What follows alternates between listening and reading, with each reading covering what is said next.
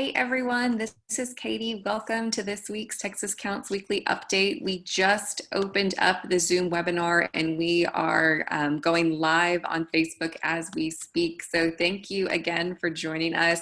As you know, we always like to give it a couple of minutes for folks to sign on before we get started. So welcome again and we'll get started shortly. Thanks y'all.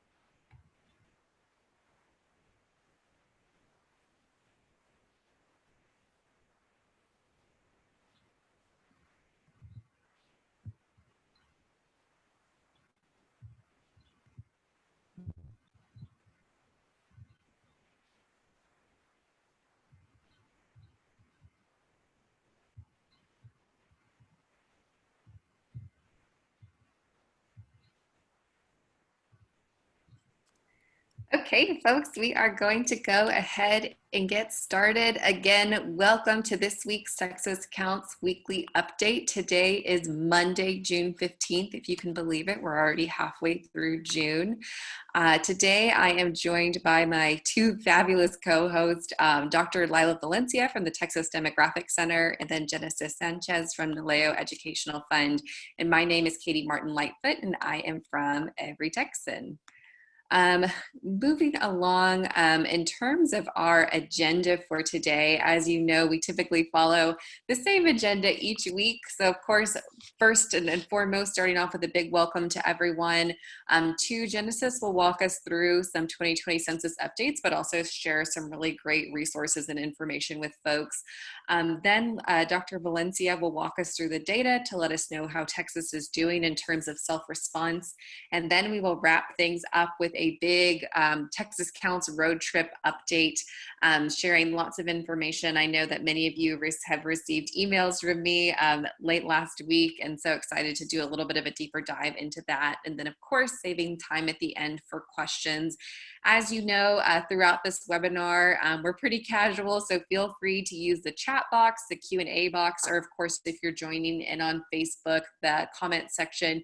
If you do have any questions, comments, concerns about anything we're presenting, we're here to support you and your Get Out the Count efforts, as well as be a resource. So we welcome any and all questions you might have. So we are going to go ahead and get started. We have quite a bit to cover today, so I will pass this over to Genesis to kick us off. Thanks, everyone.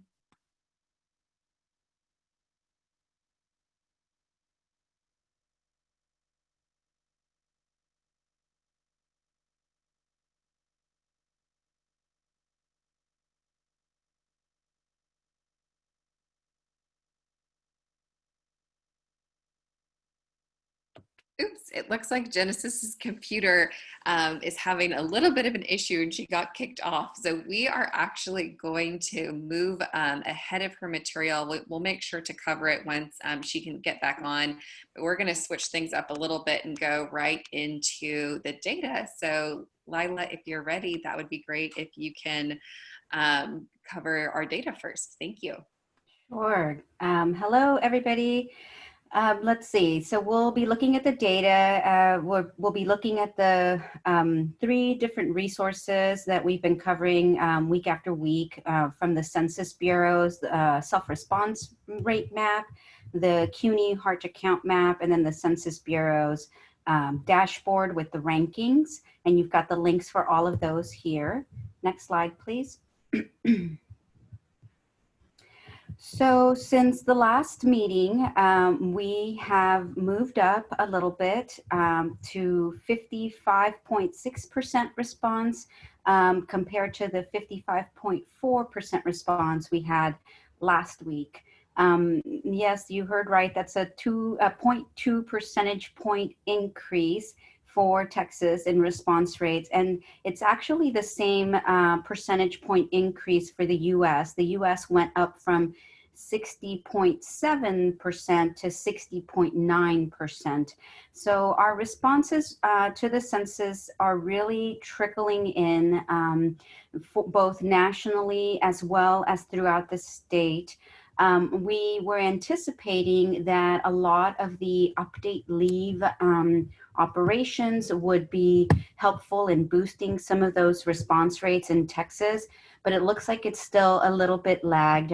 We are seeing some of those increases in response rates in other states. The state of Texas was ranked about 40th, and now it's ranked at 41st. And so that means that other states are moving up slightly while Texas is staying stationary. And of the estimated 90.1 million households that have responded, 6.7 million of those are in Texas.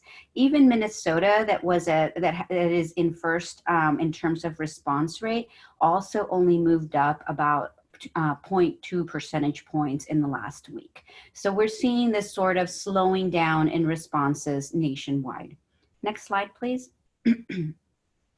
This is the slide where we look at the response rate across time and then the daily increases in response. And as you can see, there have been pretty significant drops since about the beginning of May. And so we are now, like I mentioned earlier, at 55.6 response rate compared to the US at 60.9. When we began the data collection in early March or mid-March, we were about 2.9 percentage points behind the national response rate. Now we are well over 5 percentage points below the national response rate, so about 5.3 percentage points. And our post-census day average is less than 1% daily increase. Next slide, please. And this is basically the same response rate from the Census Bureau, but it's on the state focus at the county level. And so you can see that all of those areas that are in shades of blue or darker blue have passed the 50% mark in terms of their response rates. We now have 72 counties that have 50% plus response rates. We have a number of counties that are really, really close to that 50% mark, and we're really hoping that they can get past that milestone so that the Census Bureau is not having to go out to more than half of the households in their area, in their county, during non-response follow-up. But you can see that generally the more populated areas of the state are the ones that have the highest response rate. So that population triangle that's anchored by Dallas, Houston, and then over to the west with San Antonio and Austin, and then also parts of the Panhandle and West Texas with Midland, Odessa, and San Angelo, and then El Paso as well. Next slide, please. This is the dashboard that's offered by the Census Bureau, and we had about 14 Texas counties that had daily increases of a full percentage point from the last time we looked at them. Or actually, it's from the Thursday to this past Friday. So in one day, they were able to increase their response rate by a full percentage point. As I mentioned to you, the state of Texas and the nation only went up by 0.2 percentage points. So these counties are doing really, really well. And all of these counties are counties that have a pretty significant number of update leave households. And so we do see that update leave is pushing the needle in many of these areas, at least in terms of the daily increases in response. And so that's a good thing. Newlandville, Texas, which is in Hunt County in the DFW area, had the highest daily increase among Texas cities, and they increased by a full 8 percentage points. So that was really great. And then Douglasville, Texas, which is in East Texas, had the second highest daily increase, going up by almost 4 percentage points in one day. And you're able to do that under that total internet daily section on the left-hand side of the dashboard. You can look at the total the total response. You can look at the daily increase, or you can look at the internet increase. And then you're able to also see the rankings within your state or in other states or nationally. Next slide, please. Now, last week, I let you know that we were going to be taking a look at Webb County. The Laredo Area Census Office started or resumed its operations on June 1st. And so we wanted to see sort of what kind of an impact this is having in the area now that update leave operations have been reinstated. And so I took a look at the census tracts within Webb County alone. So you'll notice here that the Laredo Area Census Office is really pretty huge. It goes from Laredo all the way across to Corpus Christi and all of those counties in between. So I just looked at Webb County, and we'll continue to do these analyses for the different areas. But for today, I'm only going to share with you the information for the census tracts in Webb County. So we looked at their response rate from this past Friday, and we compared them to the response rates that they had published on the Friday before the operations were resumed in this office. And so what we saw was the census tracts had an average change during this time period of about 1 percentage point. The county, Webb County itself, went up by 1.1 percentage points. And you can see that this is much higher than it was for the state of Texas, as well as for the US during the same time period. However, when we were looking at the response rates for census tracts that don't have any update leave and those that do, we still continue to see higher response rates in those areas without the update leave universe. And then the ones in the update leave had an average response rate of about 35%. The change between 612 and 529 for those update leave census tracts was almost a full percentage point. And so we're seeing that it's making a difference, but it's not quite pushing these census tracts response rates at a rate that I guess we were anticipating. But we'll continue to look at the data and look to see where the resumption of operations is really making a difference, and we will let you know what we find. Next slide, please. And just as a reminder, last week, this is the El Paso Area Census Office resumed its operations, and so part of the update leave program in this area of the state was started last week. So next week I'll share information in terms of response rates for those counties and census tracts that have the update leave operations reinstated, and hopefully we will see some bigger differences. Next slide. And I think this is my last slide. Just a reminder to you all, we post our response rates for the state daily on our Twitter account and our Facebook page. Feel free to check it out. We usually post them about 3 p.m. daily, and feel free to share. Feel free to look to see how your area is doing and post that information to your social media. We really want to get this information out there. I also want to remind you that response rates are only being reported by the Census Bureau now between Monday through Friday. So there are no updates during the weekend when, some people may look during the weekend to try to prepare something for Monday or something like that, but the data don't change now between the weekend, or they're not updated. So if you're looking for something and you can't seem to get the date, that's why. They're going to be doing the Monday through Friday all the way through about mid-September. And then in mid-September, they'll just update it once a week. So just an FYI there. And that's all I have, Katie, unless there's any questions. And I think I did see a question related to group quarters. So I'll go ahead and bring that up. Patricia was asking, when and how do the nursing home facilities get counted? So the nursing home facilities are part of what's called the group quarters enumeration. So those can get counted in a variety of different ways. So group quarters include nursing homes. They can also include college dormitories, prisons. And so what they do is the administration of each of those facilities decides if they're going to report that information on behalf of the residents electronically to the Census Bureau, or if they're going to personally help the people that are there be enumerated and then submit that information for them. But they're counted in a different way that's part of the group quarters enumeration rather than an actual paper survey or even online. So I hope that answers your question. Thanks for fielding that question, Lila. And then there's one question from Sylvia, and she's asking, what are they doing to increase their percentages? And I think she's referring back to when you were talking about some of those areas in Texas whose percentages have gone way up.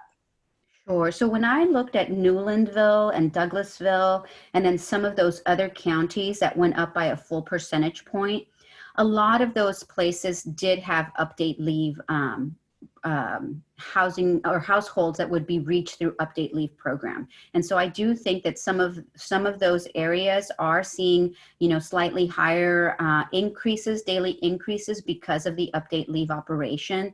One thing to keep in mind though, is that typically the update leave operation isn't going to, it's only about, yeah, I think, what was the percentage? I think it's about 3.5% of the entire state's population is in the update leave universe.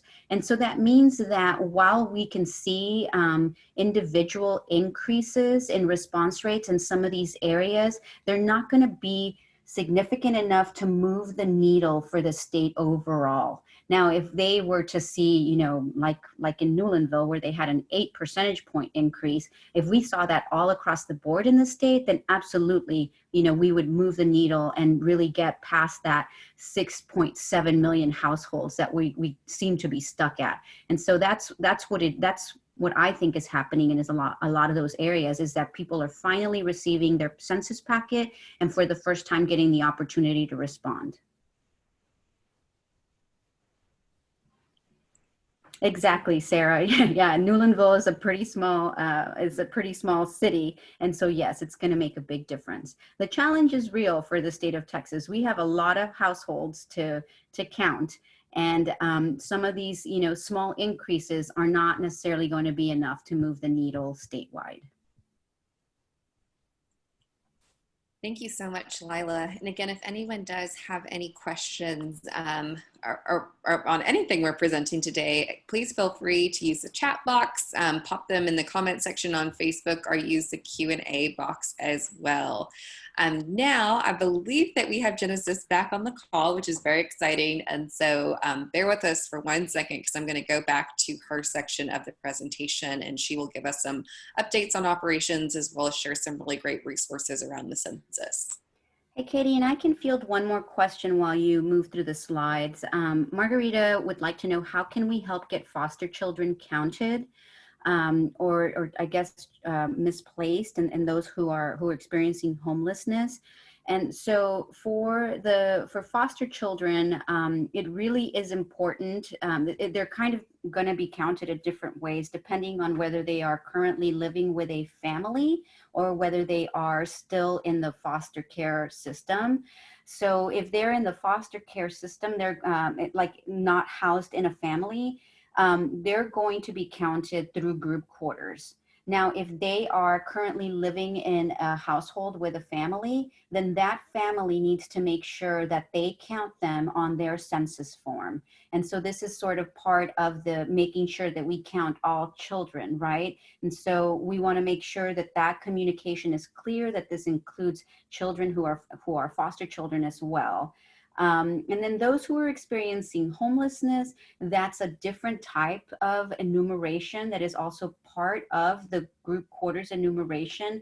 And now that the area census offices throughout the state are open, they are administering those homeless counts, the homeless enumeration, and those operations have reinstated again or have resumed again. And so they will be working with the local entities to make sure that the homeless population is counted. So if you do know that if you are in direct connection with a homeless population, you need to make sure to get in touch with your area partnership specialist so that you can be a resource to them, and they will be able to tell you how you can help. Awesome. Thank you so much, Lila, for going over those questions. And now I will pass it off to Genesis to do some census operations updates. Awesome. Katie, can you hear me?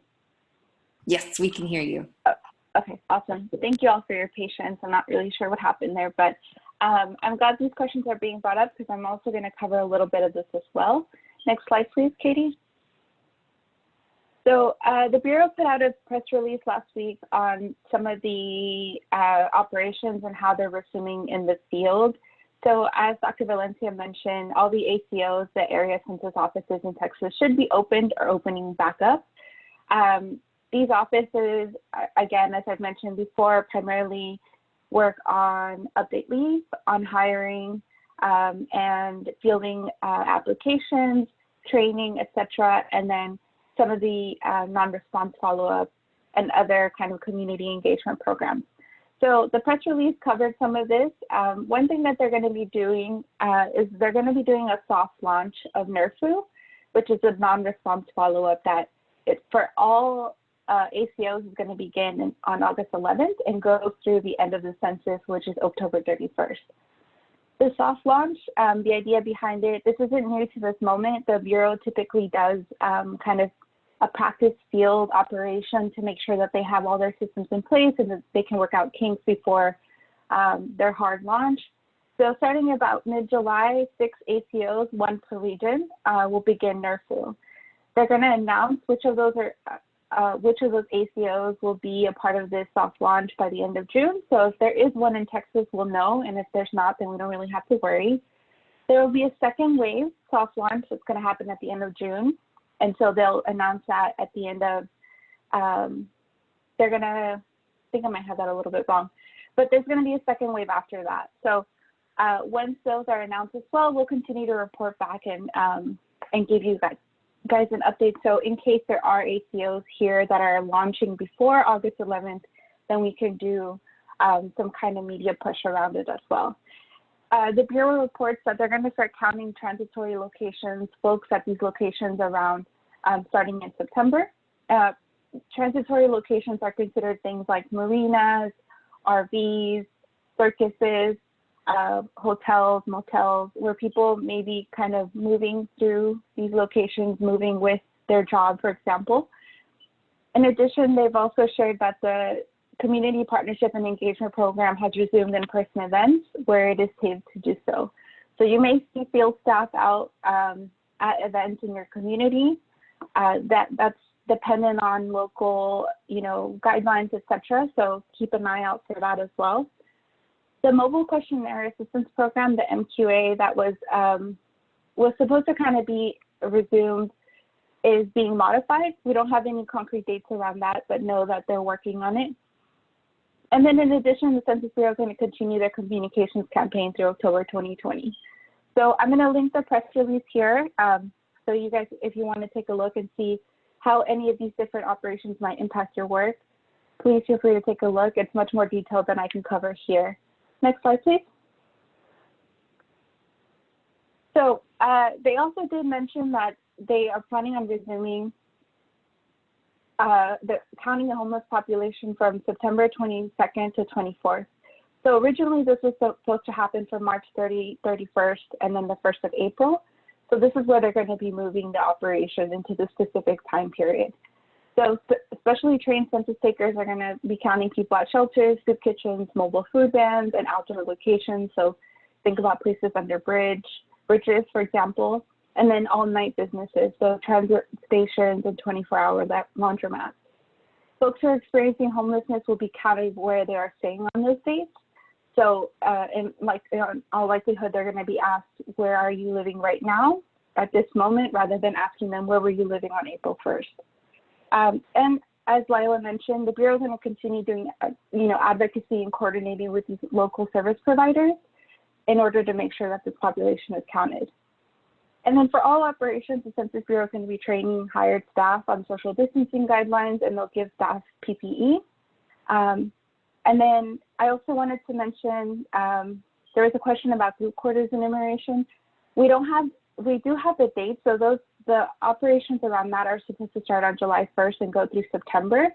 If anything changes there, we'll let you guys know, but the group quarter enumeration does impact, foster homes, group homes, prisons, etc. So we'll keep an eye on those.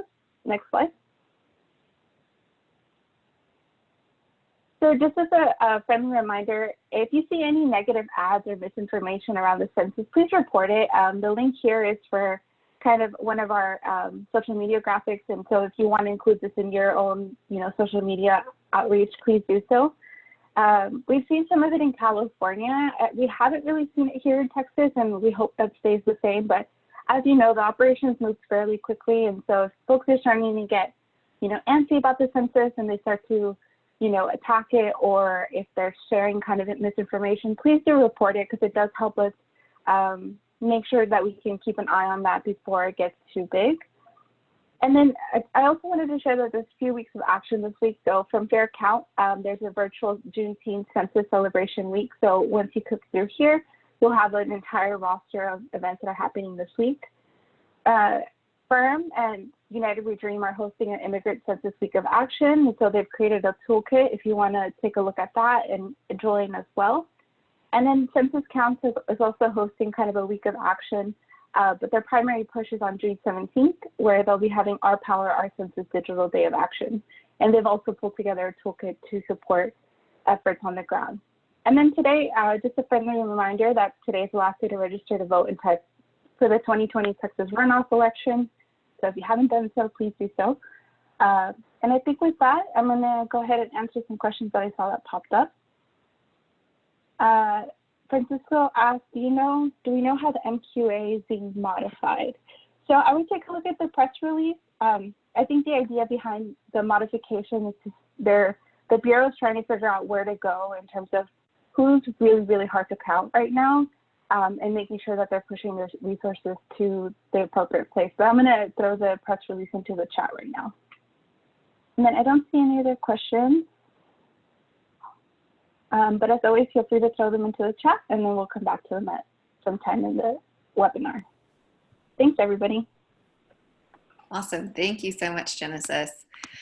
Okay, y'all, bear with me when we get to the next section. Oop, got too excited. Okay, so for the remainder of the call, we are going to be talking about the Texas Counts road trip, and of course, leaving lots of time for questions. And so as you may know, hopefully you know, we are going to be kicking off our road trip next week. We have this very fun graphic, which I'm very excited to share with you today, just to kind of show you where we will be going next week. So Monday, of course, we'll be starting in the Gulf Coast in East Texas. Then we'll head down to South Texas in the RGV. We'll pop over to West Texas in the Panhandle on Wednesday. On Thursday, we'll pop up to North Texas. And then we will end our road trip in Central Texas in the Hill Country on Friday, June 26th. So lots of very exciting stops and events that will be happening this week. Again, I know that a lot of you on the call are familiar with what's happening with the road trip, but I did want to share kind of what our schedule is shaping up to be So I shared what day we'll be visiting different regions, but also wanted to let you know that we are planning our kickoff rallies the morning of. So on each day of the week, we will be doing a regional kickoff. And really, this is a time for folks like you on the call or other census champions who are getting fired up for a day of census promotion to come together for a morning kickoff. So we'll have speakers, but we'll also be kind of sharing out what the day is going to look like. So the RSVP links are on this slide deck. I also put the slide deck in the chat box on Zoom as well, and hopefully we can get that popped on our Facebook page. Then throughout the course of the day, we'll be having daily events. So the events page is officially live on the Texas Counts website, which is texascounts.org. We had a lot of folks fill out their interest forms, and so now we're in the process of getting things uploaded on the website so we know where to tune in as we go through this week of Get Out the Count efforts. In addition to that, we are also going to be having a couple of pit stops throughout the day, and essentially what that means is that Texas Counts will kind of be giving you updates on how that road trip day is going, but also getting us excited for the day's events and what's going to be happening throughout the course of the week. So lots of exciting things happening. We will be sharing our Texas Counts map, aka our toolkit, very soon. And with that, we'll also have more information about our schedule. In terms of how you can really start kind of wrapping your mind around the road trip, I did want to share some opportunities that we will be having for all of our regions. And so what this graphic up here is directly from the Texas Counts page. And this is our events pages that are currently live on the website. And so as you can see, our Monday stop is Gulf Texas, Gulf Coast and East Texas. Sorry about that. And so in preparation for these days, I know that folks might be wondering how they can get involved, what type of events should they be planning, what should they be sharing on social media. And so for each of our regions, we have planned a planning call or a planning meeting. And so each of our regions will be having a call where folks who are really wanting to brainstorm with others or get ideas about how they can really lead efforts in their regions or communities, this is the place for you. And so I'll talk a little bit more about that in just a second, but I did want to share these slides because they have a couple of important informations regionally. So of course, the events page, our hashtags, the event planning call. For example, Gulf Coast will be talking tomorrow at 10 a.m. Central. The RSVP link is right there. And then of course the regional kickoff as well. And I'm going to go through these kind of quickly because I have one for each of our regions.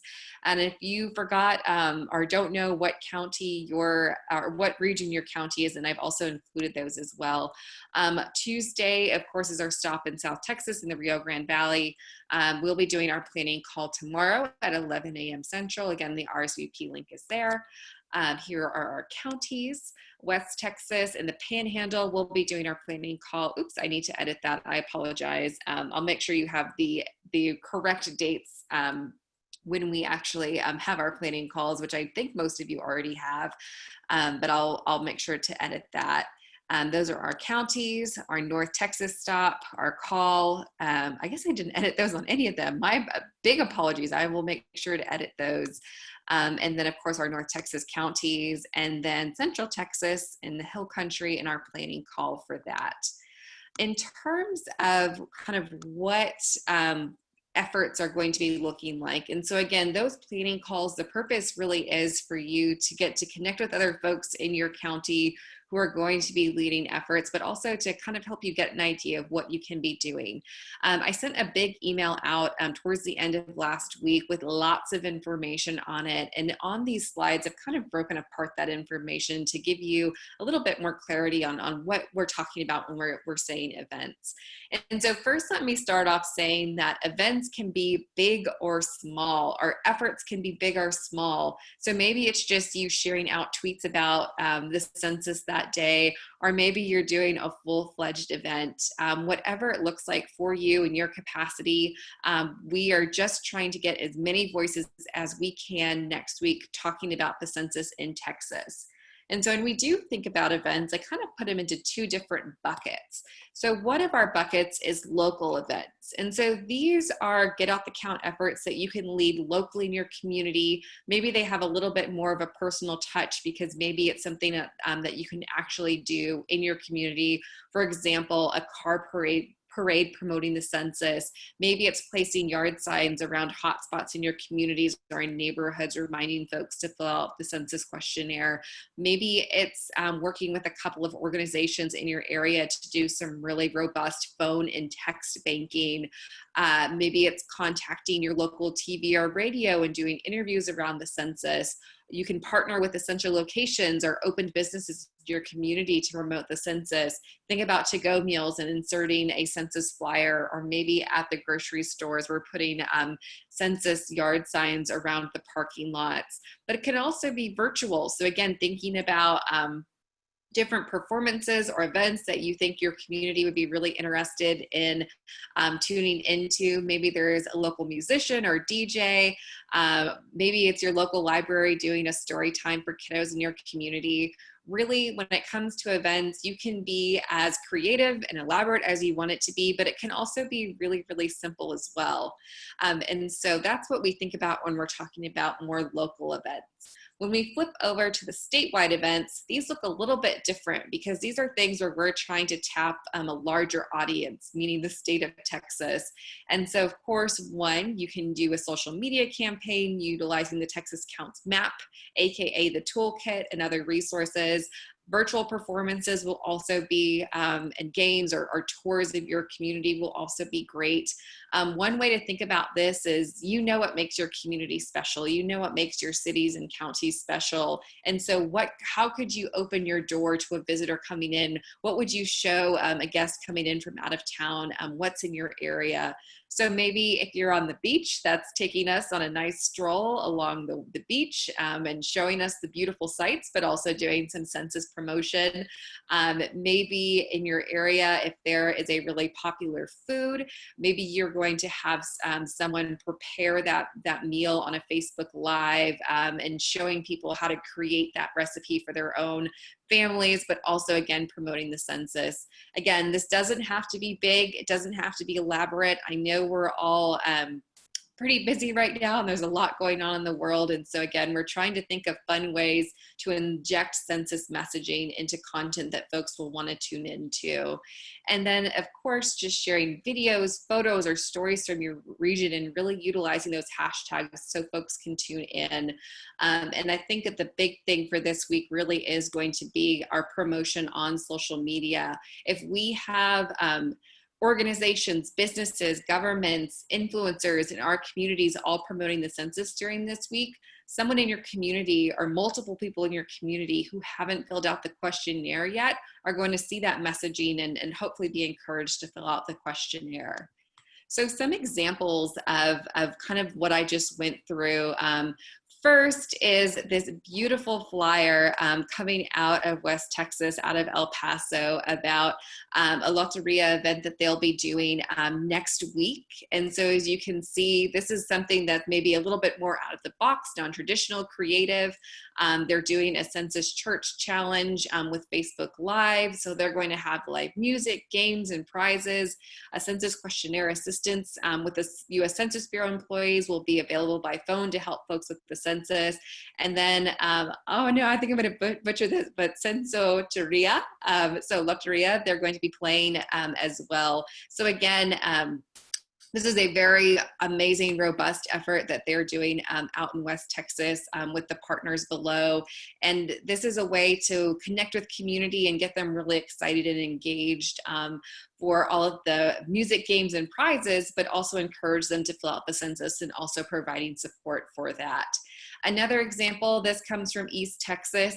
This past weekend, Deep East Texas was celebrating, oops, I apologize. They were celebrating the census through a parade, and so they just uploaded a video of the cars going through. And again, just a really fun community way to engage folks actually in your community that might not necessarily get state promotion, but a way for you to get your communities involved. And then at the bottom, I made an example tweet. I actually was out in West Texas this past weekend doing some hiking. And so just an example, I know we are sharing lots of census content, but sometimes when you might see a vacation picture or a fun picture of someone in their community or a site that you might not have seen, you might tune in. And so, for example, I was in Big Bend hiking this weekend, and knowing that census data informs our parks and reminding folks to fill out the census. So whether it's just a quick social media post, an event happening in your community, or an online event, again, big or small, we're going to have that large impact of having folks hear about the census and filling out the form as well. So what should you do now? I have a couple of, I have a list of 4 things that you can do after this webinar. And the first, of course, is attending your planning meeting. So if you are interested in carrying out an event or maybe partnering with folks in your region on an event, I highly encourage you to attend one of those planning meetings. Again, I apologize if the dates were wrong in this webinar, but I will make sure you get those corrected. In addition, RSVP for your kickoff events that are happening next week. I think this will be a really fun opportunity to hear voices throughout the region, but also get us excited for a day long of promoting the census. Step 3, start planning your Get Out the Count efforts, whether that's thinking about scheduling your tweets or Instagram posts or Facebook posts, or thinking about something you can lead in your community, or an event that you could hold virtually to welcome folks from across Texas into your communities. Start thinking about what that might look like. And then send us your event details. We are really wanting to have all of the events on the Texas Counts page so we know when things are happening and where we should be tuning in. And so I gave a quick example of what one might look like. Again, this is kind of the information that we're going to be having on that Google form. So for example, this particular one is happening in Laredo. A group of, this is just made up, but maybe you can take this idea, but a couple of teachers from the area are going to be reading stories related to the census to elementary age students live on the district's Facebook page. And so if you just send us what time, the day, also how folks can tune in, and if you have a graphic or video or some type of promotional material for your event, we can get that uploaded and make sure that folks can tune in. And again, you can submit your ideas for events are right here at this link. And again, I'll make sure you have all of the links post this call. And then let me see, and then last but not least, just again, if you did miss that email, I put it into a Google Doc so you can have all of the information that we talked about today, as well as all of the links to RSVP for things. I know there's quite a few links. And then we also have this, I think it's beautiful, one-page flyer just promoting the census and how folks can get involved. We also are starting to add some of our interest form partners into the box down here of folks who are interested in either leading events or sharing out content about the road trip in their areas. So lots of really exciting things happening for the road trip.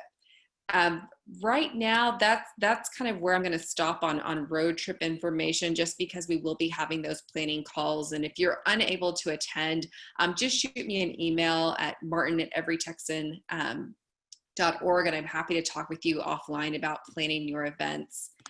And then last but not least, as you can imagine, we will not be having our Texas Counts weekly update call next week, because we will be on the road on our virtual road trip.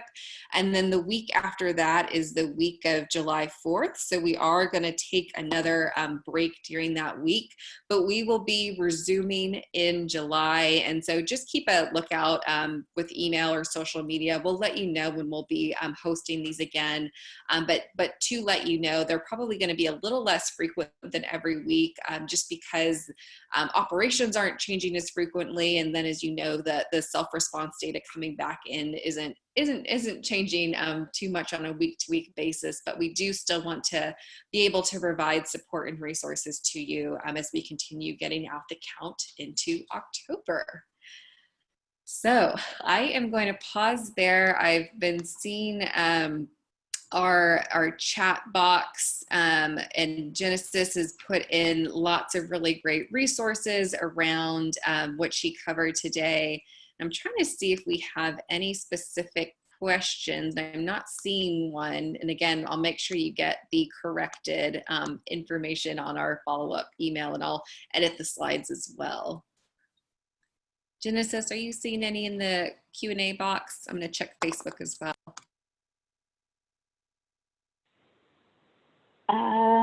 I did answer a question from Ada. I hope I'm pronouncing that correctly. So they asked, what can you tell us about the Juneteenth celebrations for census? So the weeks of actions that I shared, each of them kind of have their own distinct plans for Juneteenth, whether it's promoting something very specific to, for instance, the Fair Count in Georgia is doing kind of like a Black Men Speak on Friday, and then the Immigrant Census Week of Action, they're doing a lot of digital pushes to highlight Black immigrants, as well as to highlight and uplift the work of Black organizers on Friday. So I would plug in if you're curious about any of those, and I would definitely share on Friday as we continue to support efforts to get the Black community in our country counted. And then I think folks were just sharing thank yous in the chat, but as always, feel free to throw any questions that you may have. Yeah, so that's the end of presentation material. And like I said, I'm sure we'll be connecting with many of you throughout the course of the 2 weeks for the road trip. But we'll go ahead and leave the call open just a little bit longer in case anyone does have any lingering questions. But if not, I look forward to seeing you in our partner planning calls for our regions throughout the course of this week. And then, of course, I'm seeing your fabulous road trip content and events that you plan to host next week. And as always, if you ever need to reach out to any of us, here's our contact information. We are, again, wanting to support you in your efforts and be a resource to you. And so we're always happy to connect offline if it's helpful to you. But we'll keep the call open just for a couple more minutes, and then we will go ahead and adjourn. Thanks, everyone, for joining.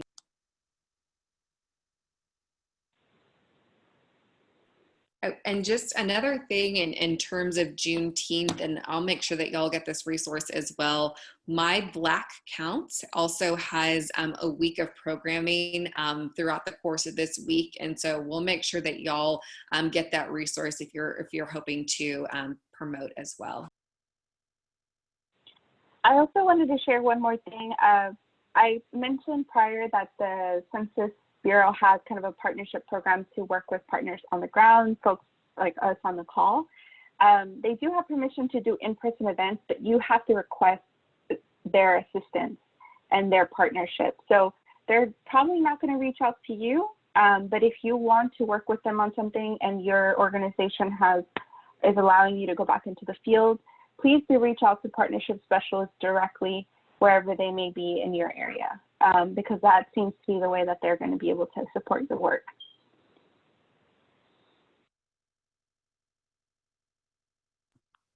Thank you, Genesis.